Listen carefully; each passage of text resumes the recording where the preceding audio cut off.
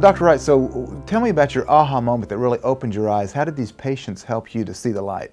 Well, let me tell you about a couple of them. Lady comes in. I looked through her entire record.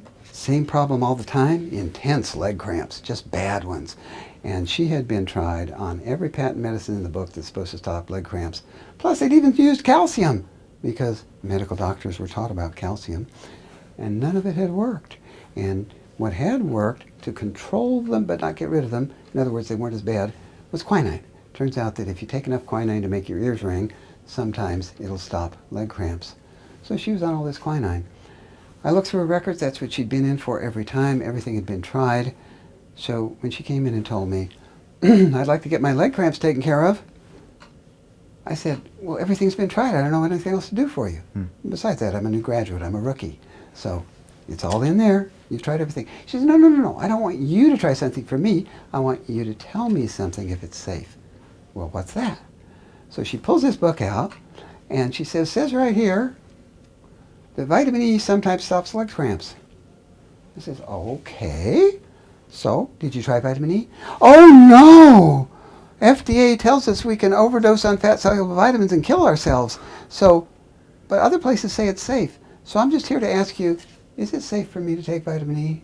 Now remember, this is 1971 or 1972.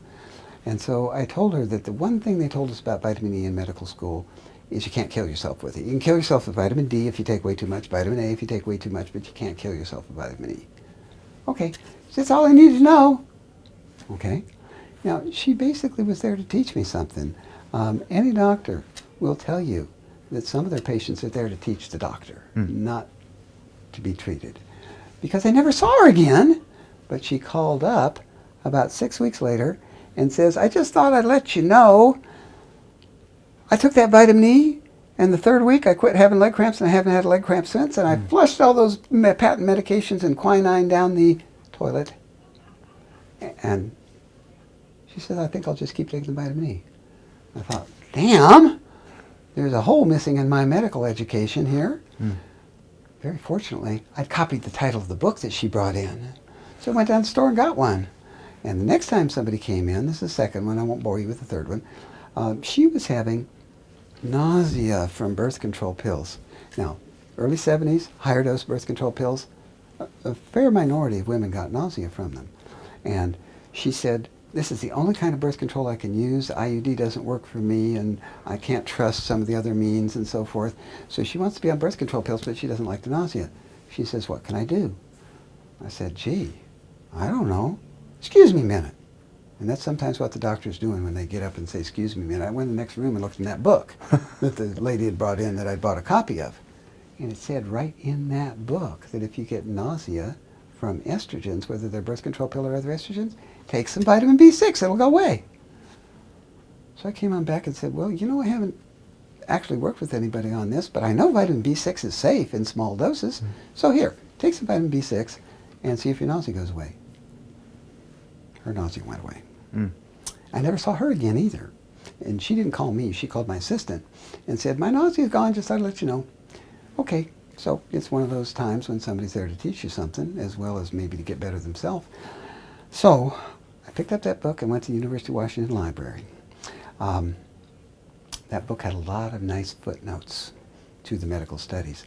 And I started, oh my gosh, look at all this stuff about vitamins and minerals and herbs that I never learned in medical school. And it's right there in the medical journal. How come I never learned it in medical school? And for anybody who wants to know, this was Adele Davis's book. Remember that name, Adele Davis?